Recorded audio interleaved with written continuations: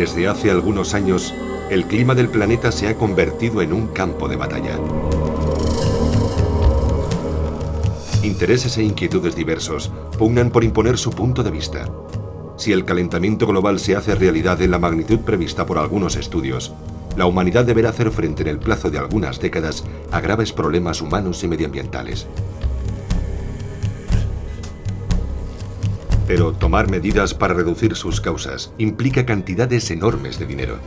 Cualquier decisión es extraordinariamente difícil y comprometida.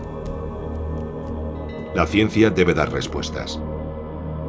Los científicos sometidos a gran presión libran su particular batalla y se enfrentan a uno de los proyectos de investigación más ambiciosos de la historia. Comprender el clima es sencillamente comprender el planeta.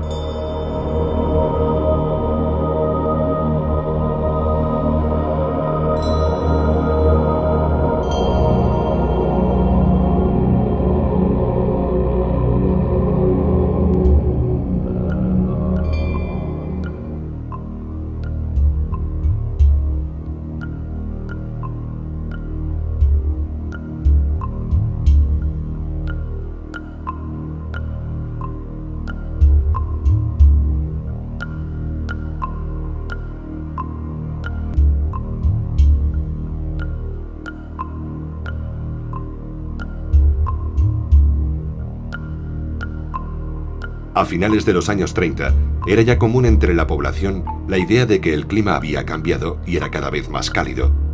Algunos estudios oficiales confirmaron esta impresión popular, pero nadie le dio demasiada importancia. Tan solo Callendar, un físico británico, dio la voz de alarma. La causa del calentamiento era la quema de combustibles fósiles como el carbón, el petróleo o el gas natural, y la temperatura seguiría aumentando mientras no se tomasen medidas. Callendar insistió durante más de 2 décadas, pero prácticamente nadie tuvo en cuenta su propuesta.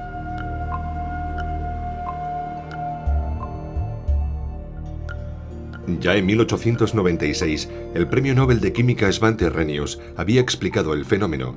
Desde la revolución industrial, la quema de combustibles fósiles estaba liberando a la atmósfera ingentes cantidades de dióxido de carbono, y esto provocaría un incremento de las temperaturas en todo el mundo. Pero sus afirmaciones no tuvieron tampoco el menor eco en la comunidad científica.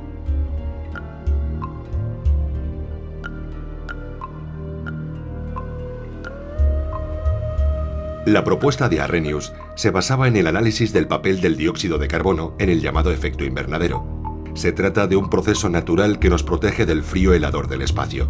Sin él, la temperatura media de la Tierra sería de unos 18 grados bajo cero. Los rayos solares atraviesan la atmósfera y calientan la superficie. Esta superficie recalentada reemite su calor de nuevo a la atmósfera, pero ahora con una longitud de onda mucho menor. Estas emisiones ya no atraviesan la atmósfera con la misma facilidad, y parte de ellas son devueltas hacia la superficie, acumulándose así la energía como lo haría en un invernadero. Los responsables son los llamados gases de efecto invernadero. Mientras el nitrógeno o el oxígeno dejan pasar esta radiación, estos gases la absorben y la reemiten en todas direcciones. El resultado es que parte del calor es devuelto hacia la Tierra.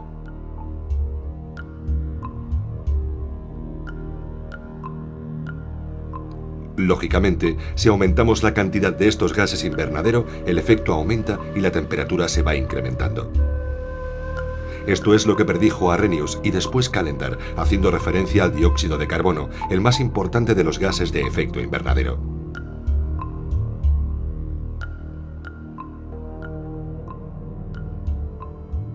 Pero la comunidad científica hizo oídos sordos y atribuyó el calentamiento observado a ciclos naturales de variación climática. Y los hechos parecieron darles la razón. A principios de los años 40, la tendencia climática se invirtió y la temperatura comenzó a descender. Muchos científicos propusieron entonces que avanzábamos hacia una nueva época glaciar. Cuando hacia 1975 comenzó a subir de nuevo, lo que verdaderamente se puso en evidencia es nuestra casi total ignorancia sobre los factores que determinan el clima. Despegaba el gran reto científico del calentamiento climático.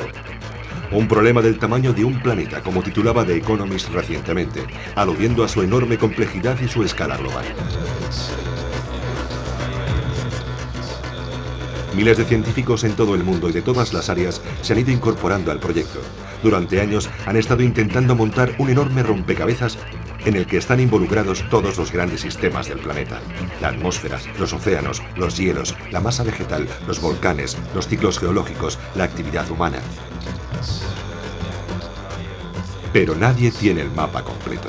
Repartidos por todo el mundo, los investigadores luchan por aclarar y encajar cada uno su particular pieza de este gigantesco rompecabezas.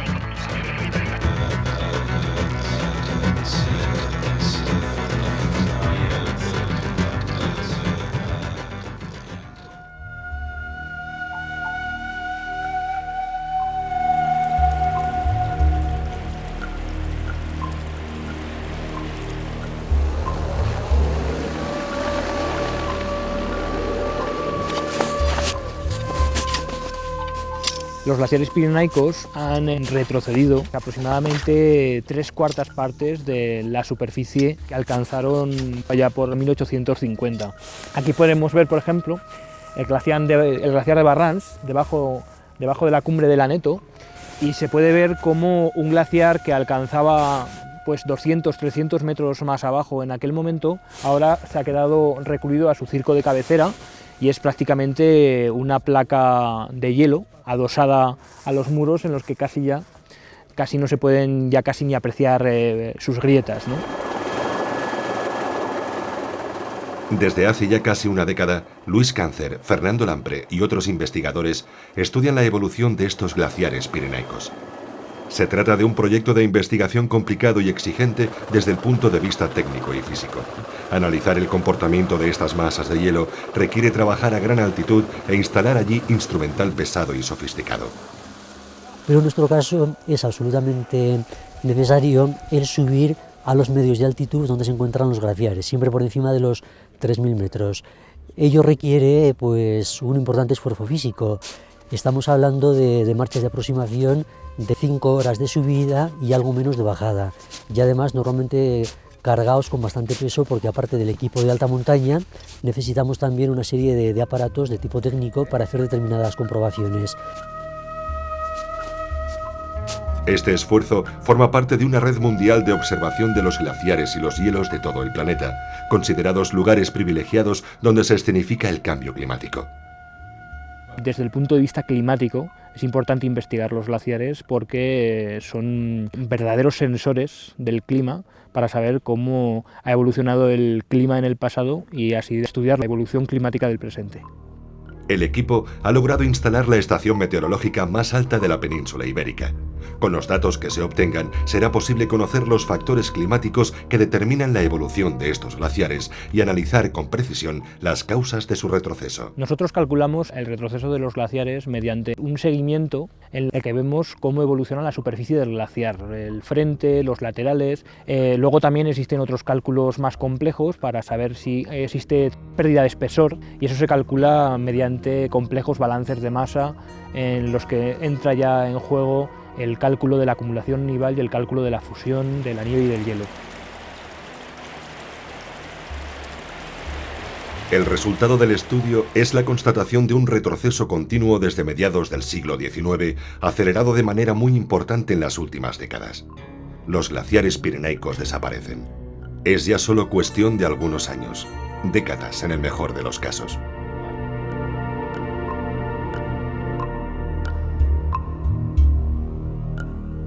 Los hielos se funden en casi todo el mundo. El calentamiento global es ya una realidad incontestable y amenaza algunos de los lugares más bellos del planeta. Desde los años 60, la superficie helada del Polo Norte ha perdido el 42% de su volumen, según estudios recientes. Y el ritmo de deshielo se ha ido acelerando en los últimos años.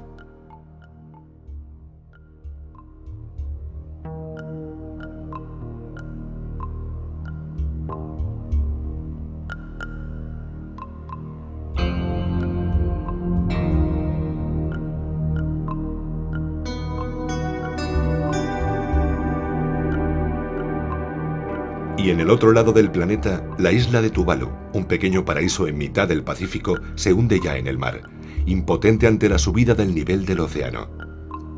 Sus habitantes han pedido ya refugio en Australia. ¿Todo esto es consecuencia de los gases de efecto invernadero? ¿No podría deberse a causas naturales? La temperatura sube al ritmo más acelerado de los últimos 10.000 años. La cuestión es ¿por qué? ¿Qué va a pasar en las próximas décadas? ¿Qué debemos hacer? ¿Acaso es cierto que la ciencia no puede darnos todavía una respuesta clara?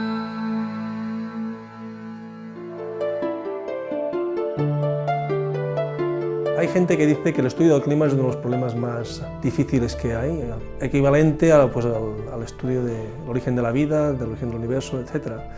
Porque intervienen una cantidad de factores ingentes, es decir, todo lo que tiene que ver con el sistema Tierra. Ante las dudas de la comunidad científica, diversos actores lanzan sus propias conclusiones. En la primavera de 2000, la compañía petrolífera ExxonMobil invertía en una serie de anuncios en el New York Times. Bajo el título de Una ciencia sin fundamentos, derramaban sobre el público todo tipo de dudas sobre la existencia misma de un cambio climático o de sus posibles consecuencias, y proponían que en cualquier caso, la responsabilidad del calentamiento debía recaer en factores naturales antes que en causas antropogénicas derivadas de la quema de petróleo. A lo mejor un matiz de duda, como muchas veces la ciencia también es duda, es cuestionar, pues eso por determinados intereses ajenos propiamente a la ciencia, sino por otras dinámicas económicas o empresariales, ese matiz pues es amplificable, se pone duda, como dudando del proceso global. Este énfasis de las compañías petrolíferas en las causas naturales del calentamiento ha sido duramente contestado. Los grupos ecologistas insisten en que los verdaderos culpables son los vertidos de gases de efecto invernadero a la atmósfera. Una auténtica guerra de información que confunde a la opinión pública y dificulta las decisiones políticas. Hay mucho dinero en juego y la presión aumenta sobre los científicos. El gran problema es poder dar respuestas concretas a preocupaciones sobre qué está pasando en la actualidad, ¿no? Y no podemos dar estas respuestas concretas, como científicos no tenemos suficiente información. ¿El calentamiento actual podría ser debido a causas naturales como dicen las petroleras? El clima de la Tierra ha estado siempre variando, calentándose y enfriándose. Estas variaciones naturales es lo primero que deben analizar los científicos. Las variaciones de clima que se conocen de épocas recientes, y cuando digo épocas recientes puedo decir menos 200.000 o menos 300.000 años, bueno, pues ha sido una sucesión de periodos fríos, que son las glaciaciones, y para decir las glaciaciones, ¿qué podía ocurrir? Bueno, pues podía ocurrir a nivel global, ¿eh? Me estoy refiriendo pues que en Lisboa o en la península ibérica pues, se dieran icebergs, por ejemplo, ¿no? A periodos como el que estamos viviendo, ¿no? Mirando los climas del pasado ves que hay ciclos, constantemente ves ciclos, ¿no?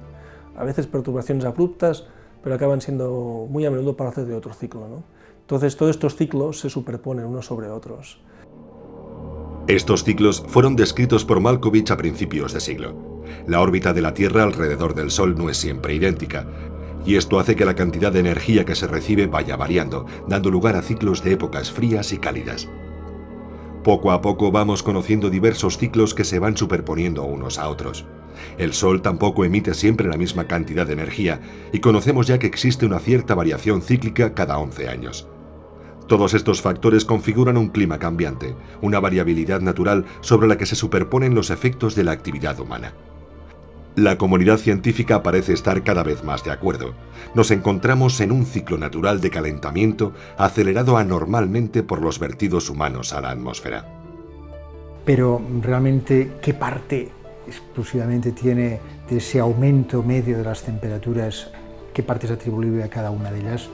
Eso está precisamente en discusión. Hay muchas dudas, muchos matices que aclarar, pero ojo que el problema global es muy claro. El problema global es que hay un vertido de gases en la atmósfera y que ese vertido de gases en la atmósfera tiene bandas de absorción, tiene muchas bandas de absorción, especialmente en la banda infrarroja, y esto produce un mayor contenido energético de la atmósfera, un calentamiento y unas consecuencias. En el momento de esas consecuencias, en el momento de poder predecir cuáles son esas consecuencias respecto al propio comportamiento meteorológico, ahí empiezan a haber los matices, ahí empiezan a haber dudas.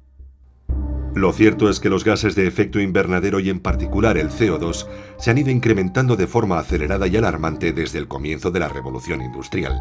Y sin duda, esto provocará una reorganización global de todo el complejísimo sistema climático. Alguna cosa pasará si aumenta el CO2 de esta manera. Exactamente qué, aún no lo sabemos, pero alguna cosa pasará. Entonces es una cuestión de decir, ¿nos la jugamos o no nos la jugamos? Necesitamos saber más. ¿Nos enfrentamos a una situación excepcional? ¿Hubo en el pasado alguna situación parecida? Para comprender, necesitamos ver el clima actual en el contexto del clima del pasado. Viajar al pasado. Reconstruir el clima de hace miles, a ser posible, millones de años. Pero, ¿cómo llegar a conocer la temperatura de hace 200.000 años, por ejemplo?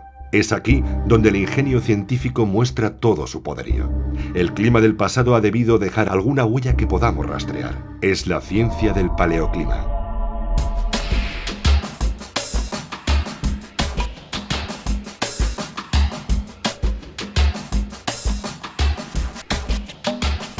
Leer el clima del pasado en los troncos de los árboles, la dendroclimatología. Hasta 1000 años de historia sería posible contemplar en algunos troncos excepcionales. Año a año, en cada anillo, el árbol nos habla de su entorno. Cuanto más favorables son las condiciones para el crecimiento, más grueso es el anillo. Pero conseguir leer allí la historia del clima no es una tarea tan sencilla. El clima que tiene su entorno influye en el crecimiento. Por lo tanto, deja su huella aquí, en los anillos. Y esto es lo que hace la dendroclimatología luego, tratar de extraer esta señal que ha quedado aquí registrada. Lo que nos interesa son las condiciones ambientales generales. Claro, esto no lo podemos obtener de un solo árbol, tenemos que obtener muestras de muy diferentes árboles. Los árboles más sensibles, los que nos dan una información más clara de las condiciones ambientales, son esos que viven en condiciones difíciles. Evidentemente no hemos de cortar el ejemplar. Lo que se utiliza son unas barrenas huecas, de las que luego veremos se extrae una muestra, un core o testigo en el que aparecen reflejados todos los anillos de crecimiento anual de ese árbol. En este momento está saliendo la muestra.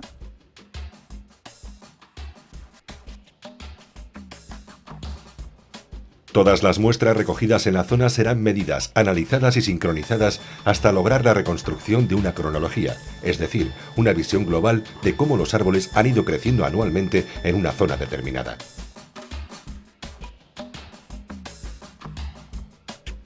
Solo la experiencia y una metodología muy estricta permite evitar lecturas erróneas y llegar a reconstruir con precisión el clima. Desde aquí hasta aquí, esto es un proceso normal de crecimiento del árbol, porque el árbol cada vez genera de por sí unos anillos más pequeños. Pero ¿qué ocurre aquí? Que de pronto pues empiezan a ser más gordos, cuando lo normal es que siguieran siendo pequeños. Pues este es un ejemplo típico del efecto que genera un aclareo en el monte sobre el crecimiento de aquellos árboles que no se cortan, que se quedan ahí. Al quitarles los de su alrededor, se le quita competencia. Esta anomalía no es climática, por si no diríamos, ay, caray, qué mal clima ha hecho, cada vez era peor y de pronto empezó un buen clima, porque creció más, ¿no? Pues no, es un efecto que no tiene que ver nada con el clima. La dendroclimatología es una ciencia paciente y rigurosa de la que solo se empiezan a tener frutos después de años de investigación. Pero la calidad de los resultados puede ser asombrosa. Se puede reconstruir el clima con precisión anual o incluso estacional de los últimos 1000 años.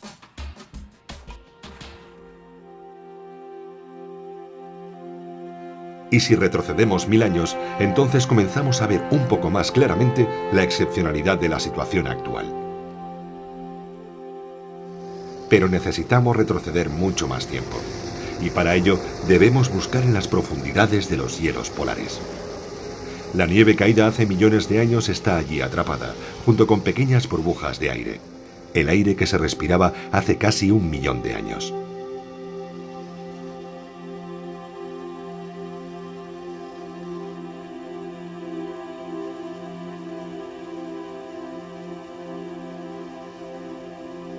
En la estación rusa ya casi legendaria de Vostok se lograron muestras del hielo más profundo que nos permitieron retroceder hasta 400.000 años. Pero recientemente el proyecto europeo EPICA ha logrado el enorme éxito de descender todavía más. Hielo y pequeñas burbujas de aire de hace casi 1 millón de años.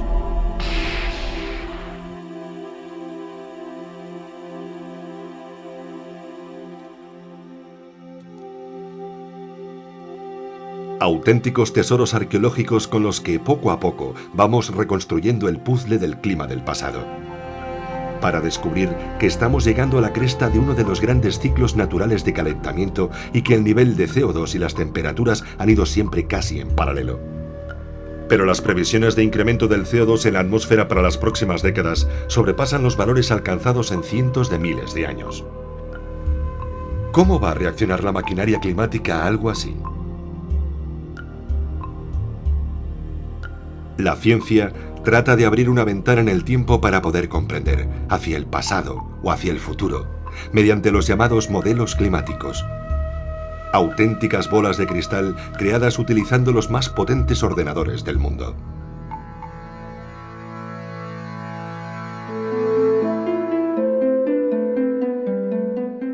En cierto modo, simulamos un planeta sintético, ya que se trata de un planeta virtual simulado en los ordenadores. Se parece al planeta real, porque como es obvio, lo importante es que ese modelo represente del mejor modo posible la realidad. La creación de un modelo climático es un proyecto de enorme complejidad, algo así como la creación de un planeta virtual en el que poder experimentar el futuro del clima. Serge Planton encabeza en el Centro Nacional de Investigaciones Meteorológicas francés uno de los escasos proyectos de este tipo que existen en el mundo. En este planeta informático construimos la simulación para saber cuál puede ser el futuro del clima a partir del hecho del aumento de la concentración de los gases de efecto invernadero en la atmósfera. Esencialmente es un modelo matemático que se fundamenta en las leyes de la física, de la dinámica de fluidos, de la termodinámica. Las leyes que gobiernan nuestro planeta recreadas en un ordenador. La evolución del proyecto a través de los años hace patente su complejidad. Primero pudo recrearse el funcionamiento de la atmósfera, después comenzaron a crearse modelos de la superficie terrestre, después se ensamblaron modelos del océano, y así poco a poco se han ido sumando diferentes piezas de este enorme rompecabezas que es el clima.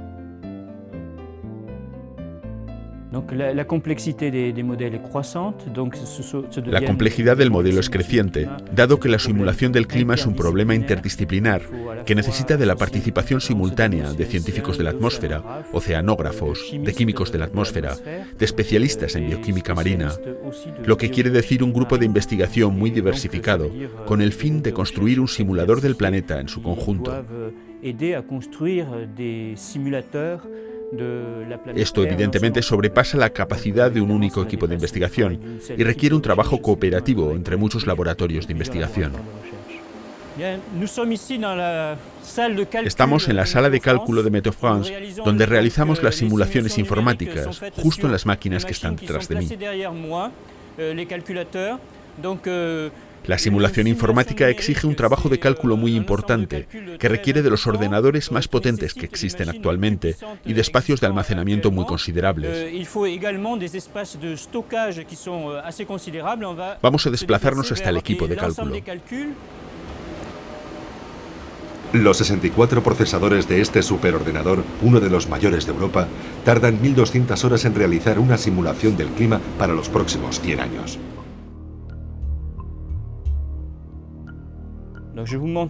Les muestro aquí el ejemplo de una simulación que ha sido realizada con el modelo que les he presentado. Se trata de una simulación para un periodo de 100 años y representa la anomalía de temperatura en relación a un periodo de referencia, que es el periodo 1950-1979. Esto es, el cambio de las temperaturas en relación a ese periodo. El modelo simula el impacto de un aumento de la concentración de gases de efecto invernadero a partir del escenario del IPCC, que llamamos el escenario A2. Lo que se ve muy claramente es un aumento medio de las temperaturas, ya que las zonas en rojo se van haciendo más intensas, especialmente a partir de las latitudes altas, que son las que más se calientan. Consideramos que, efectivamente, los modelos climáticos son bastante realistas en la representación de las temperaturas. Lo sabemos porque confrontamos los modelos y la observación, y es en las temperaturas donde el contraste entre el modelo y la realidad es mínimo.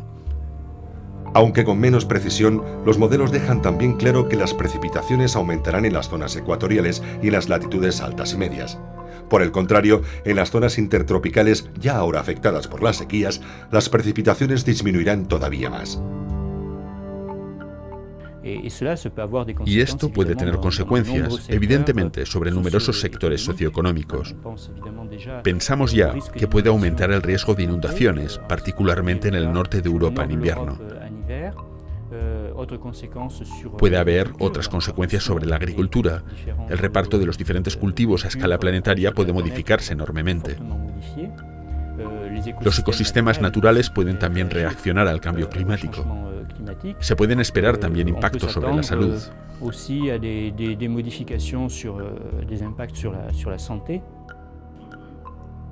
La subida de las temperaturas generará también una elevación del nivel del mar de unos 0,4 metros para 2100 por un efecto de dilatación del agua.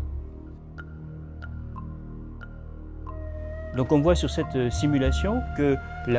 que vemos en esta simulación es que el hielo del océano desaparecerá progresivamente hasta desaparecer completamente en verano, por lo que ya no podremos caminar sobre el Polo Norte, ya que el Polo Norte no estará cubierto de hielo hacia 2080 o 2100. El cambio climático es ya inevitable. La actividad humana con sus emisiones de gases de efecto invernadero ha acelerado de forma vertiginosa el proceso natural de calentamiento. El impacto de este cambio sobre la población y los ecosistemas resulta mucho más difícil de precisar. Y esta imprecisión llena de demagogia e incertidumbre el debate político sobre las medidas a tomar. La cuestión del cambio climático está ligada, evidentemente, a intereses económicos. Unos intereses económicos que son divergentes, por lo que tendremos tanto partidarios, quizás un poco radicales, de la idea del cambio climático, como al contrario, detractores. De aquí la dificultad de mantener un discurso científico que es forzosamente medido y que se fundamenta en los hechos y, evidentemente, también sobre proyecciones inciertas que son realizadas por los modelos. Pero a pesar del carácter incierto de esas proyecciones, las señales que son calculadas por los modelos son suficientemente fuertes como para llegar a la convicción de la realidad del problema. La ciencia del cambio climático avanza y ha comenzado ya a ofrecer algunas respuestas claras. Nuestra casa está en llamas, proclamaba el presidente francés Jacques Chirac sobre las conclusiones de más de 200 científicos de todo el mundo. El verdadero enigma ahora es saber si la especie humana está ya en condiciones de dar una respuesta global a un problema que no sabe de fronteras ni de intereses particulares.